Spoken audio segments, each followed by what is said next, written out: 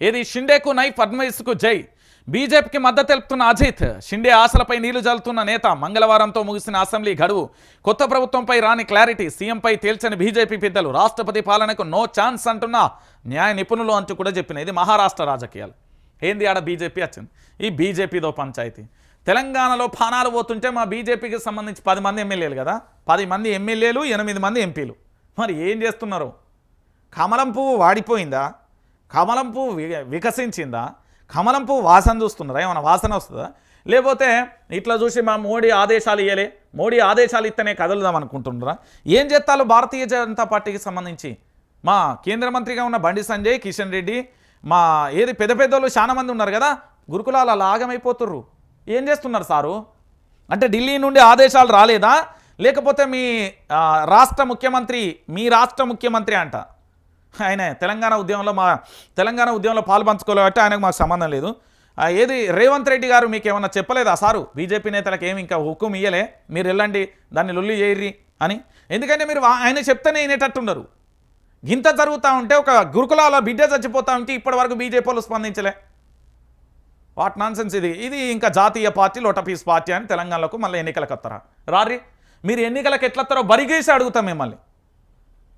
ఏందో అంటే వీళ్ళట పూర్తి స్థాయిలో మళ్ళీ భారతీయ జనతా పార్టీ. ఏది పోకపోతిరి, ఆడికి రచ్చ చేయకపోతిరి, ముఖ్యమంత్రిని నిలదీయకపోతిరి. ఎంత మీ దోస్తుడైతే వీళ్ళు ఎట్లున్నది తెలుసుదా?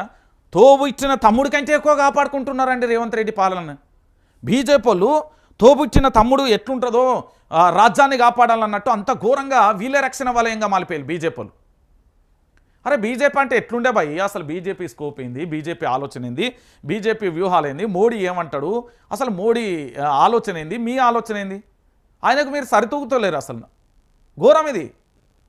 మీ చేతిలో అక్కడ ఏంది, సెంట్రల్లో భారతీయ జనతా పార్టీ అధికారంలో ఉంది. ఇక్కడ ప్రజా సమస్యల మీద ప్రభుత్వానికి ఉచ్చబోపియచ్చు. తెలంగాణ భాషలు చెప్తున్నా. మరి ఏమైపోయింది? సావాజ్ వచ్చిందా? గొంతు మూగపోయిందా? కళ్ళుండి చూడలేకపోతాలా? చెవులుండి వినలేకపోతాలా? నోరుండి మాట్లాడలేకపోతాలా? ఏమైపోయింది బీజేపీకి? బీజేపీ ఏం చేస్తున్నది అంటున్నా నేను. తెలంగాణ బీజేపీ గురుకులాలలో ఇంత పంచాయతీ జరుగుతా అంటే వేర్ ఆర్ యూ? ఎక్కడున్నారు? ఏం చేస్తున్నారు? ఈ తెలంగాణ ప్రాంత బిడ్డలు చచ్చిపోతా ఉంటే సెంట్రల్లో ఉన్నది మీరే కదా, పోయి అడగచ్చు కదా. కనీసం గురుకులాల దగ్గరికి పోయిర్రా? పోనీ ఆ బిడ్డ దగ్గరికి పోయిర్రా?